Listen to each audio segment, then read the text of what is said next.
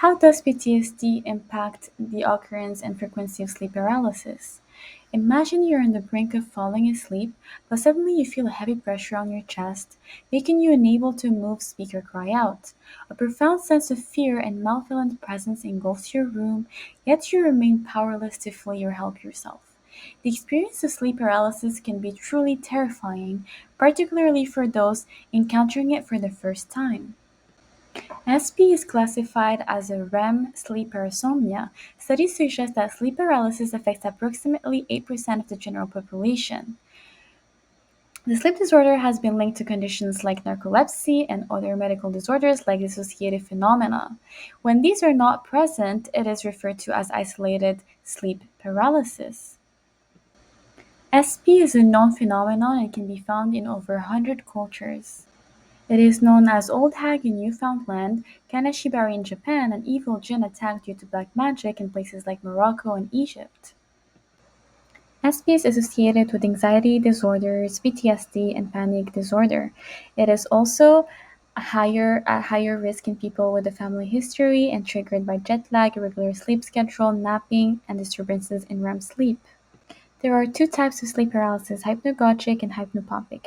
Hypnagogic or predormital sleep paralysis occurs just before falling asleep. Hypnopompic or postdormital sleep paralysis occurs just after waking up.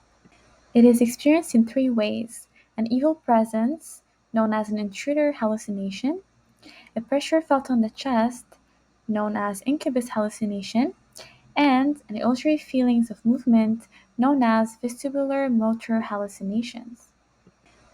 To further understand, let's go over the sleep stages. There's the wake stage, stage 1, stage 2, stage 3, and REM. REM is the one associated with sleep paralysis. Each of these stages have different functions and vary according to the types of wave frequencies, amplitudes, and behavioral reactions of the body. REM rapid eye movement consists of 25% of your sleep, which may occur over several times throughout the night since the sleep cycle is repeated. REM is important because this is when dreaming occurs and when your body becomes energized. During REM, signals are sent to spinal cord and motor neurons to stop movement, creating a temporary inability to move muscles, legs, and arms. One reason for this muscle paralysis is to prevent the unwanted and dangerous movements from occurring during dreaming. REM sleep is thought to work as a switch between two stages, REM on and REM off. This mechanism helps with the transition into and out of REM sleep, which is in opposition to the wake sleep switch. Therefore, when sleep paralysis occurs, REM is on but sleep is off. Experiencing negative emotions is another common occurrence during REM sleep. This is because of the area of the brain known as the amygdala, which is important in fear processing, and it is active throughout REM sleep. What is post-traumatic stress disorder, (PTSD)? It is a mental health condition that can emerge after a person experiences or witnesses a traumatic event, such as military combat, natural disasters, severe accidents, and physical or sexual abuse. People with PTSD commonly encounter three types of symptoms. The first one is re-experiencing trauma through intrusive flashbacks and/or nightmares. Second is emotional avoidance of places and activities that remind you of the trauma. And finally, a heightened arousal, which involves trouble sleeping, feeling jumpy, and irritability. The correlation between PTSD and SP is well documented in several studies. Research by Hinton et al. Reveals significantly high rates of SP, reaching 65% among Cambodian refugees with PTSD. There are other correlations between PTSD and SP that have been shown in different studies.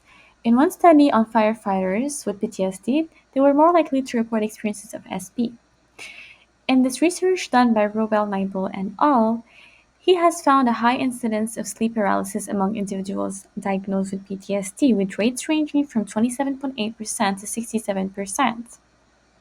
The link between SP and PTSD is evident, as 70% of PTSD patients experienced various sleep disturbances such as sleep talking, aggressive sleep behavior, and SP.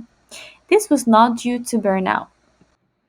Coping and treatments. Acknowledging the existence of SP as a recognized phenomenon is the first step in coping with this unsettling experience.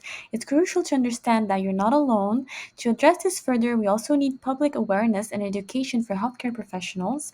Try to avoid the supine sleep position and opt for a lateral position instead. Try to avoid alcohol, avoid imbalanced diets, and try to keep a consistent schedule. Or you can also ease into it and experience out of body experiences, lucid dreaming, and spiritual experiences. It is also crucial to treat your PTSD symptoms by CBT or EMDR approaches, as early intervention significantly reduces the long term impact. Thank you for listening to me and take care.